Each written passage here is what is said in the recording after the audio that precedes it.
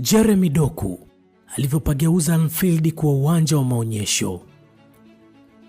Kama kuna ndoto iliyokuwa inamtisha Colonel Bradley usiku wa Jumapili, ni ile picha ya Jeremy Doku.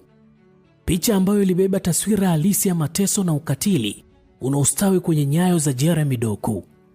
Colonel Bradley alibeba imani yake mkononi, akijinadi na kuamini vita dhidi ya Jeremy Doku ingekuwa rahisi kama ile ya Vinicius Jr. na vita hii angeishinda kwa kumchezea rafu Jeremy Doku.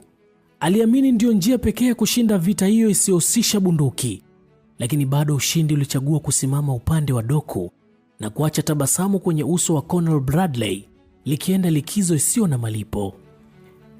Kuamini Jeremy Doku angezuilika kwa kejeli au dhiaka juu ya uwezo wake usiku ule ni kutaka hekima izaliwe kwenye ubongo wenye chembechembe za utasa wa kufikiri, kitu ambacho hakiwezekani.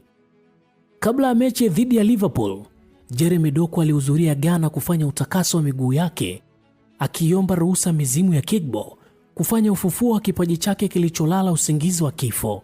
Ilipakwa damu miguu yake, ikiwa ni ishara ya ufufuo wa kipaji chake kwenye agano jipya la soka. Torati za kisoka umehifadhi mchezo ule kama uthibitisho wa uwepo wa utakaso wenye nuru kwenye nyayo za mashaka. Baada ya matambiko yale, Jeremy Doku alisafiri hadi Uingereza kufunga ndoa na Eren Lianda siku chache kabla ya mechi dhidi ya Liverpool. Jeremy Doku aliamua kugeuza Anfield kuwa jumba la maonyesho, ikiwa ni ishara ya ufufuo wa kipaji chake kwenye dunia ya watu wasiosadiki.